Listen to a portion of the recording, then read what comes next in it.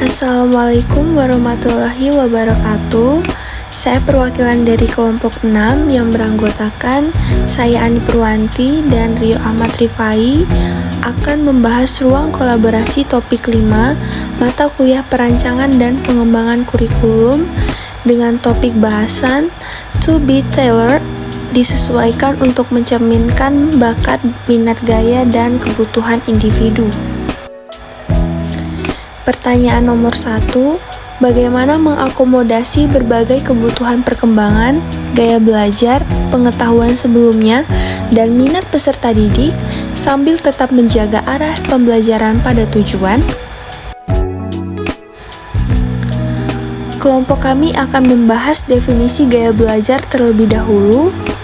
Gaya belajar merujuk pada konsistensi individual dalam membangun pengetahuan yang mencakup dorongan kreativitas yang dipengaruhi oleh 4 model belajar yang secara signifikan memengaruhi akuisisi pengetahuan, keterampilan, atau sikap melalui proses pembelajaran atau pengalaman. Anggianur et al. Tahun 2022. Keragaman dalam gaya belajar terkadang menciptakan kesulitan bagi guru untuk menyesuaikan pendekatan pembelajaran dengan gaya belajar masing-masing peserta didik secara individual. Oleh karena itu, disarankan agar guru merancang pengalaman pembelajaran yang dapat menyusun berbagai kegiatan belajar pada waktu-waktu tertentu, sesuai dengan perbedaan gaya belajar peserta didik. Cara terbaik untuk mengidentifikasi gaya belajar peserta didik adalah dengan bertanya dan mendengarkan suara siswa melalui diskusi sederhana mengenai gaya belajar dan minat mereka.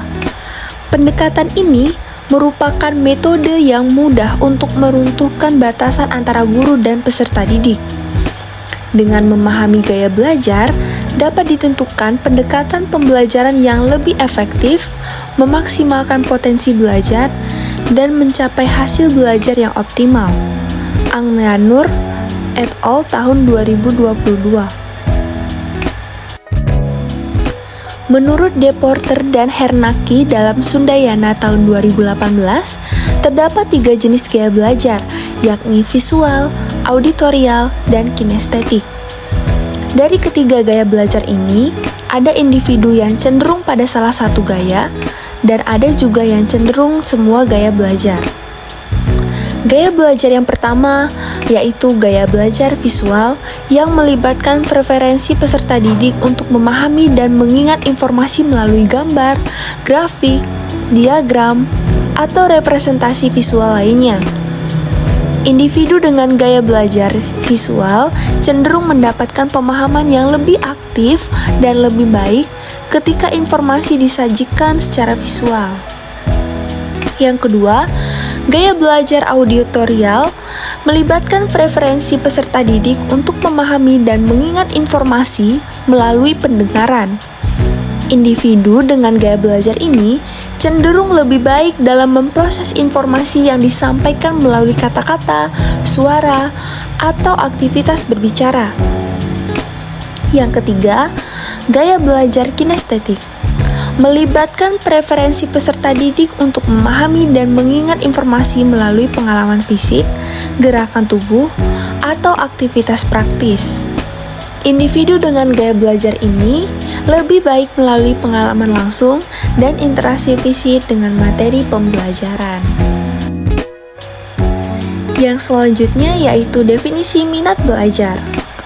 Minat belajar merupakan dorongan batin yang tumbuh dari seorang siswa untuk meningkatkan kebiasaan belajar. Minat belajar akan tumbuh saat siswa memiliki keinginan untuk meraih nilai terbaik atau ingin memenangkan persaingan dalam belajar dengan siswa lainnya. Minat belajar juga dapat dibangun dengan menetapkan cita-cita yang tinggi dan sesuai dengan bakat dan kemampuan siswa. Lestari tahun 2015. Lalu, bagaimana mengakomodasi berbagai kebutuhan perkembangan, gaya belajar, pengetahuan sebelumnya, dan minat peserta didik sambil tetap menjaga arah pembelajaran pada tujuan? Menurut kelompok kami, mengakomodasi berbagai kebutuhan perkembangan, gaya belajar, pengetahuan sebelumnya, dan minat peserta didik sambil tetap menjaga arah pembelajaran pada tujuan dapat dilakukan dengan mengadopsi pendekatan diferensiasi instruksional. Berikut adalah beberapa strategi yang dapat digunakan. Dengan cara lakukan asesmen diagnostik. Lakukan penilaian awal untuk mengidentifikasi tingkat pengetahuan sebelumnya, kebutuhan perkembangan, dan minat peserta didik.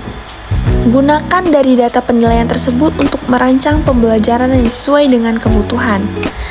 Berdasarkan hasil observasi di tempat PPL SMA YP Unila Bandar Lampung, materi teks resensi, guru pamong dalam mengakomodasi kebutuhan dan gaya belajar peserta didik dengan melaksanakan asesmen non-kognitif dengan cara memberikan pertanyaan sebagai berikut. Manakah yang lebih kalian sukai antara membaca atau menonton sebuah film?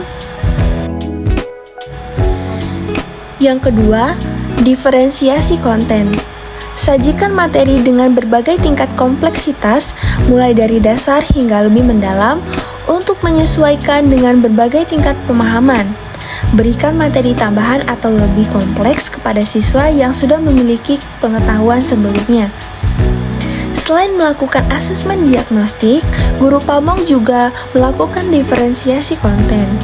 Langkah awal yang dilakukan guru pamong adalah memilih buku paket yang mencakup ketiga gaya belajar tersebut. Pada saat menerapkan gaya belajar audio visual, pada buku paket terdapat kode scan yang nantinya memberi akses kepada peserta didik untuk mendengarkan pembelajaran melalui audio. Selanjutnya, diferensiasi proses. Diferensiasi proses adalah strategi pembelajaran yang melibatkan penggunaan berbagai metode atau pendekatan pengajaran untuk memenuhi kebutuhan beragam siswa di kelas. Guru dapat menyajikan materi dengan menggunakan berbagai cara, seperti diskusi kelompok, proyek, atau pembelajaran berbasis teknologi. Guru pamong memfasilitasi kegiatan kelompok yang mendorong peserta didik untuk bekerja secara bersama-sama dan saling belajar satu sama lain. Tugas kelompok yang diberikan dirancang sedemikian rupa sehingga setiap anggota dapat memberikan kontribusi sesuai dengan kekuatan dan minat pribadi mereka. Dalam pembentukan kelompok, Pak Delvi menggabungkan peserta didik sesuai dengan level kemampuannya atau pernah juga sesuai dengan gaya belajarnya. Peserta didik lebih termotivasi dan terlibat aktif dalam tugas kelompok jika mereka dapat bekerja dengan teman sekelompok yang memiliki minat dan sama yang saling melengkapi. Yang selanjutnya, diferensiasi produk. Izinkan siswa untuk menunjukkan pemahaman mereka melalui produk-produk yang beragam, seperti presentasi, tulisan, atau proyek kreatif. Sesuaikan dengan tingkat kompleksitas tugas atau proyek berdasarkan kemampuan dan minat individu. Dalam pengumpulan tugas kelompok, guru pamong memberikan kebebasan berdasarkan minat dan kemampuan kelompok. Peserta didik dapat mengerjakan tugas kelompok melalui tulisan di kertas, penjelasan video, poster, salin dia yang dibuat melalui Canva. Berikut adalah tugas melalui poster yang dibuat oleh peserta didik. Baik, di sini saya akan menyampaikan mengenai pertanyaan yang kedua, yaitu bagaimana cara menyesuaikan rencana pembelajaran apabila ada perubahan kondisi untuk memaksimalkan keterlibatan dan efektivitasan pembelajaran. Sarana prasarana. Sarana dan prasarana memiliki beberapa tahapan yang harus dilaksanakan, yaitu pertama, perencanaan sarana prasarana. Perencanaan sarana dan prasarana yang dimulai dengan melakukan analisis kebutuhan terhadap sarana dan prasarana yang diperlukan oleh sekolahan, baik itu sarana yang menunjang kegiatan pembelajaran seperti media, alat, ataupun sumber belajar, serta prasarana yang menunjang kelancaran kegiatan pembelajaran seperti meja, kursi, lahan, bangunan, dan ruangan yang tersedia di sekolahan. Lalu pertanyaannya, Bagaimana cara menyesuaikan rencana pembelajaran apabila ada perubahan kondisi untuk memaksimalkan keterlibatan dan efektivitasan pembelajaran? Nah, jadi dalam menyesuaikan rencana pembelajaran apabila ada perubahan kondisi dibutuhkan guru yang kreatif. Nah, karena perubahan kondisi saat pembelajaran bisa difaktorkan terkait sarana prasarana saat pembelajaran, seperti ketika dalam proses pembelajaran di kelas dan guru membagi kelompok sesuai kebutuhan gaya belajar siswa, baik auditori, visual, kinestetik. Namun, dalam prakteknya, seorang guru terdapat kendala pada sarana yang dimana ketika akan memberikan tugas kepada kelompok auditori, tetapi speaker yang akan digunakan rusak, dan guru tersebut harus dapat menyesuaikan dengan menggantikan media dengan cara lain agar pembelajaran bisa berjalan secara efektif. Selanjutnya, berfokus pada tujuan pembelajaran yang telah dibuat. Tujuan pembelajaran tidak lain yakni untuk mensukseskan kurikulum sebagai rancangan penggerak kualitas pendidikan, sehingga dalam prakteknya guru merupakan komponen penting dalam pergerakan proses belajar.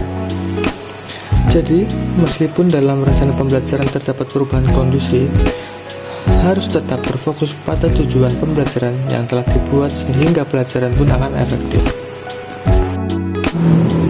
Selanjutnya, yaitu melakukan evaluasi dan refleksi terhadap rancangan pembelajaran adalah langkah penting untuk memastikan bahwa rancangan tersebut efektif dalam mencapai tujuan pembelajaran yang diterapkan. Refleksikan pengalaman pembelajaran yang telah dirancang, bisa melihat apakah ada aspek-aspek tertentu yang berhasil, apakah ada aspek yang perlu diperbaiki atau ditingkatkan. Berdasarkan evaluasi dan refleksi, maka identifikasi area-area yang perlu diperbaiki atau ditingkatkan dalam rencana pembelajaran. Tetap terbuka terhadap perubahan dan kemungkinan penyesuaian. Baik, itu saja yang bisa disampaikan dari kelompok kami. Apabila terdapat kesalahan, maka kami mengucapkan mohon maaf sebesar-besarnya. Sekian dari kami. Wassalamualaikum warahmatullahi wabarakatuh.